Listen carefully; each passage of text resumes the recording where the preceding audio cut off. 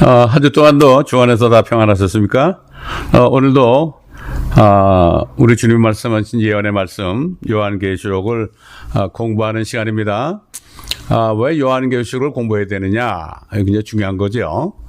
요한계시록을 통해서 구약에 예언된 말씀, 구약을 깨달을 수 있습니다. 다시 말해서 요한계시록은 구약을 푸는 열쇠입니다. 그 다음에 구약은 신약을 푸는 열쇠입니다. 구약을 깨달을 때 우리 주님이 오셔가지고 복음서 하신 말씀이나 사도들을 통해서 하신 말씀들을 더 확실하게 알 수가 있습니다. 그래서 요한계시록이 중요한 겁니다. 이게 그 요한계시록이 중요한 이유입니다. 가장 중요한 이유예요. 주님께서 그래서 친히 읽는 자와 듣는 자들과 그 가운데 기록된 말씀을 지키는 자들은 복이 있나니 그 때가 가까움이라 이렇게 말씀하셨죠. 주님은 반드시 속히 오십니다. 그렇기 때문에 2000년 전 성도들이나 지금의 성도들이나 믿음은 바라는 것들의 실상이죠. 그렇기 때문에 구원받은 사람들의 소망은 디도서 말씀에 있는 것처럼 복된 소망, 즉 위대하신 하나님이신 우리 주 예수 그리스도를 기다리고 있는 것이다. 이렇게 말씀하고 있죠. 여러분 무엇을 기다리고 사십니까? 모든 일이 더 잘 되기를 원하고 있습니까? 자, 예수님께서는 내일 일을 염려하지 말고 하루의 재앙은 그것을 족하다. 이 땅에서는 재앙을 당하는 곳입니다. 사탄이 지금 통치하고 있기 때문에 그리스도인들은 이것을 우리가 분명히 알아야 됩니다. 옛날 이스라엘 백성들이 이집트 애굽에서 나왔을 때 그들은 영적으로 이미 세상에서 떠난 사람들이었습니다. 다시 돌아갈 수 없었죠. 오직 소망은 앞에 있는 가나안 땅, 약속의 땅밖에 없었습니다.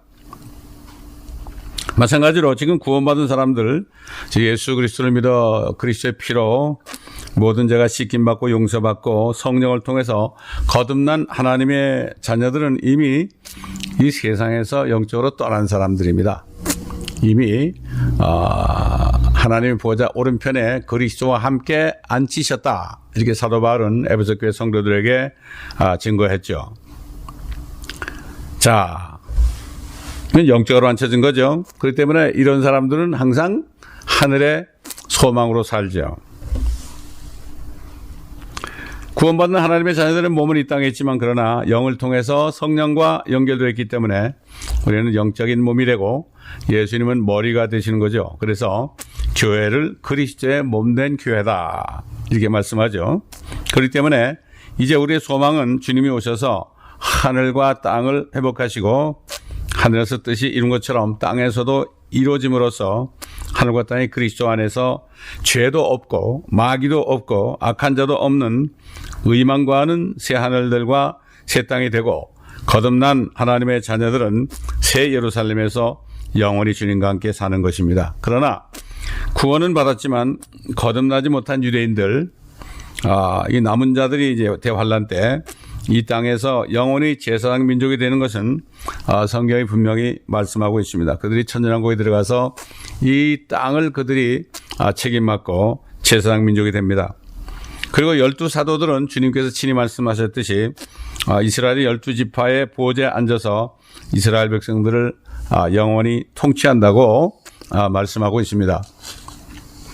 자, 우리는 성경을 바로 깨달아야 됩니다. 그렇기 때문에 무조건 하늘에 올라가는 것이 아니라 이 땅에 주님이 오실 때 성도들도 함께 와서 1000년 동안 주님과 함께 다스리는 기간이 있습니다. 이것이 오늘날 거듭난 성도들이 이 땅에서 일한 만큼 주님이 주시는 상이죠. 이 상급은 통치권을 말씀합니다. 왕 같은 제사장으로서 믿지 않은 사람들을 믿지 않는 사람들, 즉 죄인들을 소망 없는 사람들을 그리스도의 복음을 통해서 그리스도께로 인도해서 저들의 죄를 용서받게 하고 저들도 제사장 역할을 한 사람들은, 그래서 제사장 역할을 한 사람들은 결국 왕이 되어서 주님과 함께 더불어 다스린다고 했습니다. 사도 바울이 디모데에게 그랬죠. 우리가 참으면 if we suffer 그랬죠. 그와 함께 다스릴 것이다. We shall reign with him. 그랬습니다. 우리가 그를 부인하면 그도 우리를 부인할 것이다. If we deny him, he will deny us. 이렇게 말씀했죠. 그리고 요한계시록 19장에서 이런 수많은 성도들은 만왕의 왕이요 만주해 주신 주님을 따라서 이 땅에 올 것이라고 했고, 사도 바울은 골로새 3장에 우리가 그와 함께 영광스럽게 나타난다 이렇게 증거를 했습니다. 또 주께서 그들을 데리고 오신다고 했습니다. 유다서에서도 에녹을 통해서 이렇게 얘기했죠. 주께서 수많은 성도와 함께 오신다. 에녹이 이렇게 증거했다고 유다서에 나옵니다. 성경에서 가르치는 앞으로 될 일들을 우리가 알지 못하면 이 땅에 사는 동안에 한시도 평안을 누릴 수가 없습니다. 육신이 주는 평안은 잠시 잠깐이지만 사라지지만 주님이 주시는 평안은 어느 누구도 뺏어갈 수 없기 때문에 참으로 우리는 주님이 주시는 그 평화를 누리면서 살아야 되는 것입니다. 그래서 하나님의 나라 왕국은 성령 안에서 의와 화평과 기쁨이라. 사도 바울이 자신이 그 누리는 세 가지를 증거했죠. 로마서 14장 17절에 있습니다. 자, 오늘은 계속해서 요한계시록 14장 4절부터 보겠습니다. 여기서는 14만 4천에 대해서 나오죠. 이들은 7장에서 먼저 나왔는데 하나님의 인을 받고 어떤 상황 속에서도 죽지 않고 환난 때 남아서 전도자로서 활약하며 여자와 더불어 몸을 더럽히지 않은 남자 처녀들입니다. 소위 수청각이라는 얘기인가요? 하여튼 그런 거죠. 요한계시록 14장에서 이들은 임무를 마치고 하늘의 시온산에 올라가 있습니다. 그들의 이마에는 아버지의 이름이 있다고 말씀합니다. 우리 14장 4절부터 한 절씩 읽어가면서 말씀을 살펴보도록 하겠습니다.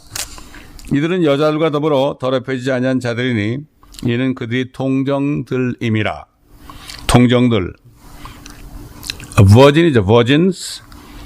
여자 처녀도 virgin, 남자 동정도 virgin. 이런 말이죠. 이들은 어린 양이 어디로 가든지 따라가는 자들로 하나님과 어린 양께 첫 열매들이 되어 사람들 가운데서 구속을 받았느니라. 이렇게 말씀합니다. 선택된 모든 사람들 14만 4천 명. 이 사람들은 각각 이스라엘 12지파에서 1만 2천 명씩 뽑힌 자들이죠.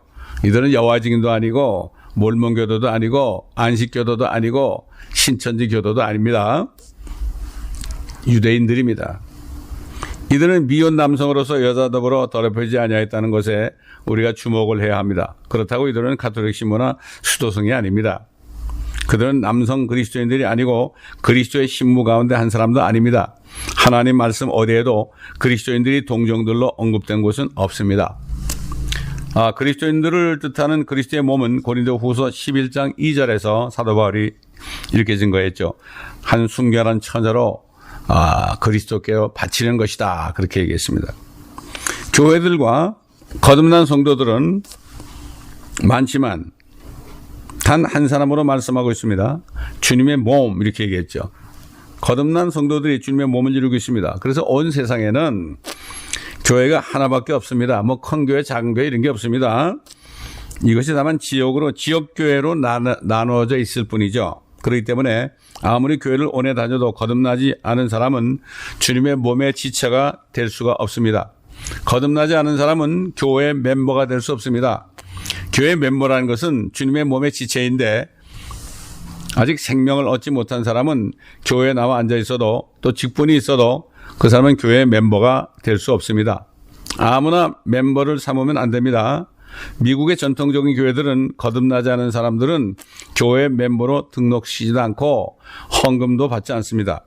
한국 교회들은 그냥 사람이 오기만 하면 어느 날부터 등록을 받죠. 함부로 그렇게 해서는 안 되죠. 하나님의 몸된 교회, 즉 생명을 받은 사람, 예수의 피로 씻김 받은 사람들을 세워야 하는 것입니다. 자, 마태복음 25장 열처녀 비유 나오죠. 잘 아시는 말씀이죠, 여러분. 근데 우리가 많이 들은 말씀인데 지금 오늘 좀 바로 잡아야 될 것 같습니다. 읽어보겠습니다. 1절, 그때 천국은 등불을 들고 신랑을 맞으러 나간 10명의 처녀들과 같으니라. 한 처녀가 아닙니다. 10명의 처녀들과 같으니라. 즉 10명의 처녀들은 복수죠. 보라, 신랑이 올 때 그들은 결혼하기 위해서 나가는 것이 아닙니다. 신랑을 맞으러 나갑니다. 6절에 한밤중에 소리가 나기를 보라, 신랑이 오니 나가서 맞으라 하더라. 이들은 대환란 때 일어날 유대인 성도들을 말합니다. 이들은 환난 때 끝까지 견뎌서 신랑이 오실 때 그를 막기 위해서 들림받는 처녀들을 말합니다. 어떻게 보면 들러리들이죠. 신부는 하나고 들러리들은 여러 명인데 유대인들입니다. 이들은 그리스도가 교회에 함께 올 때 그들을 맞이하는 유대인 처녀들이지 하나님의 몸을 구성하는 참된 신부, 교회 구성원이 아닙니다. 오늘날 은혜 시대 교회 구성원이 아니죠. 결혼식에서 보면 들러리들 입장하고 그 다음에 신랑이 입장하고 나중에 아름다운 신부가 입장하죠. 그때 다 일어서서 박수를 치지 않습니까? 가장 주님이 귀하게 보시는 게 신부죠. 그래서 유대인 처녀들은 환난 때까지 끝까지 견뎌서 모세의 율법을 지키고 모세의 노래를 부르는 처녀들입니다. 지난 시간에 신명기 32장의 말씀을 제가 읽어드렸습니다. 이게 바로 모세의 노래입니다. 이 사람들은 예수님이 심판하고 땅을 차지하시려고 돌아오실 때 그를 막기 위해 나오는 유대인 처녀들을 말하는 것입니다. 성경은 교회 시대 이방인 무리들을 위해서만 쓰여진 게 아닙니다. 우리가 지금 공부하는 구절은 교회와 상관이 없는 겁니다. 교회는 이미 하늘로 들림받은 후의 말씀이기 때문입니다.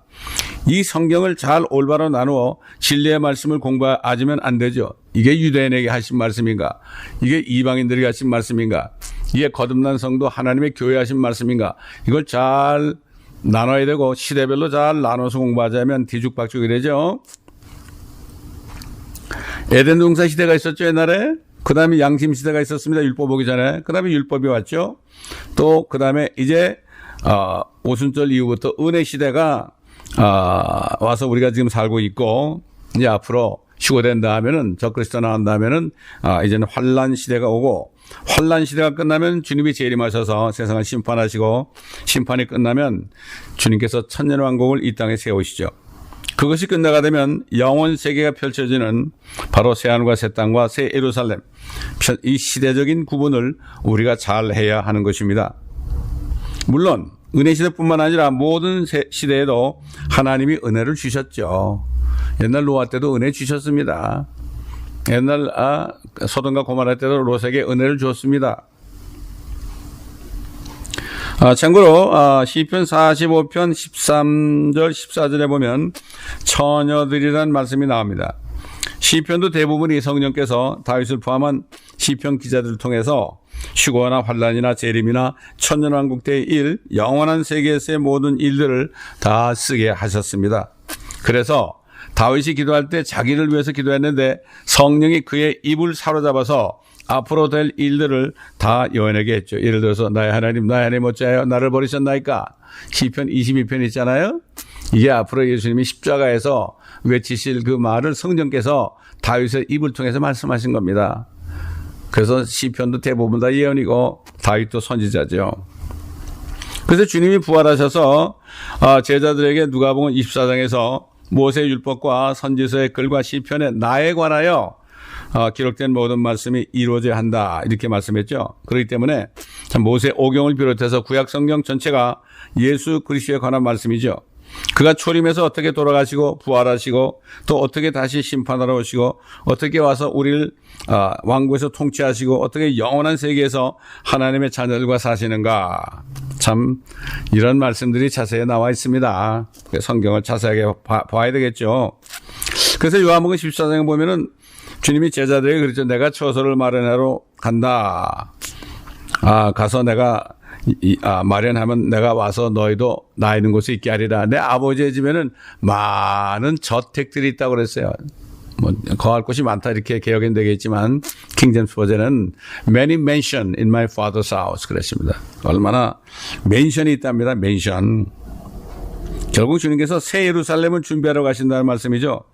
그러나 거기 살기 전에 주님은 하나님의 자녀들 신부와 함께 오셔서 이 땅에 다시 오셔서 그들이 이 땅에서 주님을 위하여 고난받은 만큼 상급을 주시는 즉 주님과 함께 다스리는 왕비 같은 존재로 참 우리를 축복하시죠.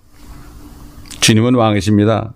그래서 우리는 왕비 같은 존재로 주님과 함께 다스리게 될 것입니다. 그때 돼서 이게 맞구나. 이렇게 되면 안 되겠죠. 지금 깨달아야 되겠죠. 지금은 사실 상상이 잘 가지 않죠. 그러나 깨닫게 되면은 상상만 가는 것이 아니라 이 소망 속에 살죠. 참 신비로운 말씀입니다. 그래서 사도 바울은 이미 셋째 하늘에 갔다 와서 이것을 알았기 때문에 그는 이렇게 얘기했죠. 지금 받는 고난은 앞으로 올 영광과 좋게 비교할 수 없다. 참 이렇게 증가한 겁니다. 상상도 못한다는 말이죠. 지금 우리가 좋아하는 것, 맛있다고 하는 것들, 지금 우리가 누리고 있는 것들은 아무리 좋아도 아마 그때와는 비교되지 않을 겁니다. 그때 죄 없이 정말 깨끗한 상태에서 누리는 행복감, 그 기쁨은 상상할 수가 없을 겁니다. 우리가 이 땅에 살면서 고난을 받을 때 성령을 통해서 평강을 주실 때 그 기쁨을 조금씩 맛보기는 합니다. 그래서 주님께서 제자들에게 요한복음 15장에서 열매 맺으라 이러면서 열매 맺지 못한 가지는 찍혀서 불에 태워진다 이렇게 말씀했죠. 내가 이 모든 말을 이루는 것은 내 기쁨이 너의 안에 머물러 있어 너의 기쁨을 충만케 하려는 것이라 이렇게 말씀했습니다. 여러분, 주님의 기쁨이 어떤 것이겠습니까? 주님의 기쁨은 완전한 기쁨이죠. 환경과 느낌에 좌우되는 기쁨이 아닙니다. 주님의 기쁨은 우리가 상상할 수 없는 것이죠. 우리가 몸을 벗고 변화되어서 부활, 휴거될 때 그때 가서 비로소 알게 될 것입니다. 그러므로 우리가 그 순간을 바라보면서 지금 어렵고 힘들지라도 우리가 끝까지 이 믿음을 지키면서 세상과 타협하지 않고 세상과 가늠하지 않고 순결한 주님의 처녀로 살아야 되지 않겠습니까? 자, 시편 45편 13절 14절을 한번 제가 읽어드리겠습니다.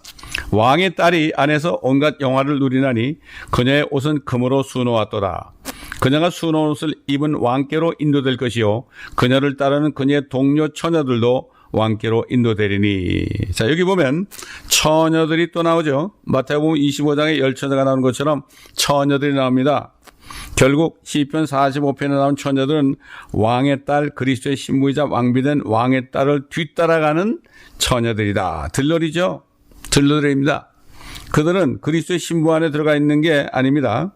자, 14만 4천 순결한 동정들은 결국 가톨릭 신부도 아니고 여호와 증인도 안 시켜 몰목의 신자도 아니라는 것을 우리가 알 수 있습니다. 또 솔로몬의 아가서 6장 8절 9절을 보게 되면 동일한 왕의 신부가 있고 들러리 처녀들이 있다는 것을 우리가 볼 수 있는데 성경 전체에서 요한계시록의 말씀이 다 풀리게 되어 있습니다. 그러니까 구약은 요한계시록을 통해서 구약 성경을 깨달을 수가 있는 것입니다. 제가 아까 말씀드렸죠. 자, 솔로몬의 노래 아가서 6장 8절 9절을 제가 한번 읽어드리겠습니다. 왕후가 60이요 후궁이 80이요 처녀들은 셀 수도 없으나 나의 비둘기 나의 더럽혀지지 않은 자는 오직 하나요. 그녀는 그의 어머니의 외동딸이며 그녀를 낳은 어머니의 귀한 사람이라 딸들이 그녀를 보고 그녀를 축복하니 정녕 왕후들과 후궁들과 그들이 그녀를 칭찬하는도다. 여기 분명히 한 사람이 나오죠. 한 사람이 누굽니까? 나의 비둘기 나의 더럽히지 않는 자는 오직 하나라. 순결한 처녀 교회를 말씀하는 겁니다. 그러므로 거듭난 성도들은 주님 오실 때까지 말씀과 주님의 피로 씻김받고 성령으로 기름 부음 받아서 주님이 오실 때 아름다운 신부로 나타날 것을 준비해야 되는 거죠. 말씀으로 순종하고 이제는 세상에 물들지 않아야 되는데 참으로 안타깝습니다. 어제 많은 구원받았다는 사람들도 보면은 육신의 정욕이나 안목의 정욕이나 이생의 자랑을 따라가는 사람들, 많은 사람들을 볼 때 너무나 참 가슴 아픈 일입니다. 안타깝죠. 에베소 4장에 있는 말씀처럼 말씀에 의한 물로 씻김 받아서 정말 순결한 처녀가 되어야 할 텐데 참으로 안타깝습니다. 그래도 연세 드신 분들은 이것을 알고 신부 단장을 잘한 것을 봅니다. 천국제 화장품 첫째가 뭡니까? 그리스도의 피입니다. 그리고 또한 말씀 안에 있는 생명수입니다. 세 번째는 뭡니까? 어떤 향수보다도 더 향기나는 성령의 기름 부음과 성령의 충만함이 있습니다. 이 세 가지를 참 재밌게 얘기해서 천국제 화장품이라고 얘기할 수 있습니다. 무료입니다. 무료. 비싸지도 않습니다. 그래서 술 취하지 말라 이런 방탕한 것이니 성령의 충만함을 받으라고 사도 바울을 통해서 우리에게 말씀하신 것을 알 수가 있습니다. 자, 솔로몬의 아가서에서 나오는 한 사람, 이게 바로 그리스도의 신부입니다. 그래서 계시록 14장의 동정들은 영어 킹제임스 성경 이나 한글 킹제임스 성경에서 분명히 확인됩니다. 그런데 다른 개혁 성경이나 다른 번역 성경들은 그것을 잘 나타내지 않고 있는 것을 봅니다. 14장 4절을 다시 한번 읽으면 이들은 여자들과 더불어 더럽히지 아니한 자들이니 이는 그들이 동정들임이라. 자, 또 계속 14장 5절을 보겠습니다. 그들의 입에서 교활함을 찾아볼 수 없는 것은 그들이 하나님의 보좌 앞에서 흠이 없기 때문이라. 이 구절은 재림 직전의 한 장면을 우리가 보고 있는 것입니다. 환난 때는 마태복음 24장에 있는 것처럼 끝까지 견뎌야 됩니다. 그러나 주님이 그날을 감하지 않으면 아무도 구원받을 자가 없을 정도로 환난이 엄청난 것을 우리가 요한계시록을 통해서 알 수가 있습니다. 이 끝까지 견디는 것을 자꾸만 이 그리스도인들이 환난에 넘어가서 끝까지 견뎌야 된다고 그러는데, 끝까지 견디는 것은 환난에 넘어간 유대인들, 이방인들을 말하죠. 거듭난 그리스도인 하나님의 교회는 그 전에 휴거됩니다. 여러분, 아직도 안 믿어지시는 분이 있습니까? 어떻게 하면 믿을 수 있을까요? 여러분 안에 성령이 계시면 성령께서 말씀하시고 확실하게 깨닫게 하십니다. 자, 예수 그리스도의 말씀인 마태복음 24장에서는 대환란이 되면 태양이 검은 천처럼 새까맣게 되고 또 빛을 발하지 않고 다른 피처럼 된다, 이렇게 했습니다. 얼마 전 달이 월식을 하는데 크림슨 레드로 바뀌었죠. 이것은 예사로 볼 것이 아닙니다. 왜 끝까지 견뎌야 합니까? 짐승의 표 666을 받지 않기 위해서죠. 표를 받지 않기 위해서 온갖 고통 속에서 땅의 풀뿌리를 캐먹으면서도 사탄의 유혹을 끝까지 이겨야 되는 겁니다. 대환란 때. 지금 이북의 지하교회 성도들이 지금 그렇게 하고 있죠. 모세의 율법을 지키고 예수 그리스도를 그들의 구세주로 믿어서 환란 때 구원받아야 되는 거죠. 그들은 성녀로 거듭나지 않았기 때문에 끝까지 행위로 견뎌야 되는 겁니다. 지금 은혜 시대는 믿음을 통하여 은혜로 구원을 받죠. 믿기만 하면 하나님의 선물로 받는 거죠. 정말 내가 죄인임을 정말 깨닫고 나는 도저히 주님 아니면, 예수님 아니면은 소망이 없다. 나는 아무리 노력해도 죄를 이길 수가 없다. 내 안은 죄로 가득 찼다. 예수 그리스도를 믿지 않으면 다른 방법이 없다. 이걸 깨닫고 예수 그리스도의 이름을 부르기만 하면 구원을 받습니다. 십자가에서 예수 그리스도의 한편 강도는 이것을 깨닫고 다른 강도에게 우리가 행한 것 때문에 죽지만 이분은 아무 죄가 없는 분이다. 이렇게 죄 없는 분이 자기를 위해서 돌아가신 것을 믿고 주여, 주의 왕국, 주의 나라가 임할 때 나를 기억하소서. Remember me when thy kingdom come, 그랬죠. 이렇게 말할 때 예수님께서 진실로 진실로 내가 네게 이르노니 네가 오늘 나와 함께 낙원에 있으리라. 구원받은 거죠. 그는 세례나 침례 받지 않았습니다. 그러나 그는 고백한 그 순간에 구원을 받았습니다. 그래서 대환란 때가 되면 더 이상 은혜 복음이 전파되지 않죠. 그때는 천사들이 영원한 복음을 전한다고 요한계시록에 나타나 있고, 그 복음의 내용은 천사들이 하나님을 두려워하며 섬기라, 이렇게 날아다니면서 얘기한다고 합니다. 선포한다고 그러죠. 그때 사람들이 악해져 가지고 하늘을 향해 삿대질을 하고 하나님을 원망하는 장면을 우리가 하늘에서 우리가 앞으로 보게 될 것입니다. 마태복음 22장, 24장, 25장에서 비슷한 말씀을 우리가 볼 수 있습니다. 그렇기 때문에 이 시대를 잘 분별하지 못하면 마태복음 24장에 있는 말씀을 혼동하게 됩니다.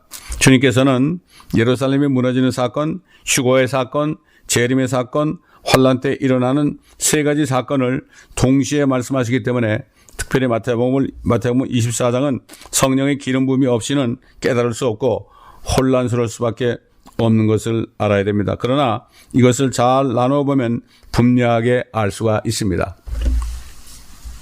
자, 그럼 계속해서 14장, 계시록 14장 6절, 7절을 보겠습니다.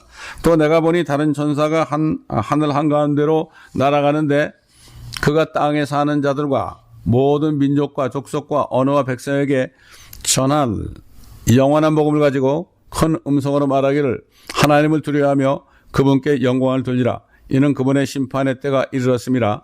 하늘과 땅과 바다와 물의 원천들을 지으신 그분께 경배드리라 하더라. 막 말씀드린 대로 환란 때는 은혜 복음이 아니고 영원한 복음이 전해지죠. 천사들이 전합니다. 지금은 그리스도인들이 복음을 전하죠. 왜냐하면 그러나 그 환란 때는 그리스도인들은 전부 하늘에 올라가고 없기 때문에 하늘 한가운데로 날아가는 천사가 복음을 전하는데 이 복음은 바울이 전한 복음이 아닙니다. 그러나 은혜 시대에는 그리스도의 복음밖에 없죠. 왜? 갈라디아서 1장에 보게 되면 8절에 성령께서 사도 바울을 통해서 분명하게 말씀했습니다. 그러나 우리뿐만 아니라 하늘에서 온 천사라도 우리가 너희에게 전한 것 외에 어떤 다른 복음을 전한다면 그는 저주를 받으리라. 하늘에 있는 천사가 계시록에서는 영원한 복음 전하죠. 그러나 이것을 지금 전하면 안 됩니다. 성도들이 휴거되고 난 다음에 천사들이 전하는 것입니다. 지금은 천사들이 은혜 복음을 전할 수가 없어요. 왜 그랬을까요? 천사들은 죄 가운데 있다가 구원받은 경험이 없습니다. 그 때문에 예수 그리스도의 은혜를 받은 적이 없기 때문에 천사들은 지금 시대에 복음을 증거할 수가 없는 거죠. 그러나 우리 같은 죄인들은 이 은혜를 받은 자들이기 때문에 받은 것을 거저주는 거죠. 간증하는 것입니다. 이것이 바로 복음을 전한 거 아니겠습니까? 복음 전하는 것은 내가 받은 은혜를 증거하는 것입니다. 예수 그리스도가 내 죄를 용서해 주셨다. 그리고 내가 그분을 받아들여서 성령께서 내 안에 들어오셔서 내가 거듭났다. 이제 나의 소망은 하늘에 있다. 이건 너무나 쉬운 거 아니겠습니까? 근데 왜 전도가 안 됩니까? 둘 중에 하나죠. 거듭나지 않았거나 기도하지 않아서 능력을 잃어버렸거나 둘 중에 하나가 될 것입니다. 여러분은 어떻습니까? 오늘 시간에 만일 이 세상을 떠나신다면 여러분 분명히 주님을 만날 소망이 있습니까?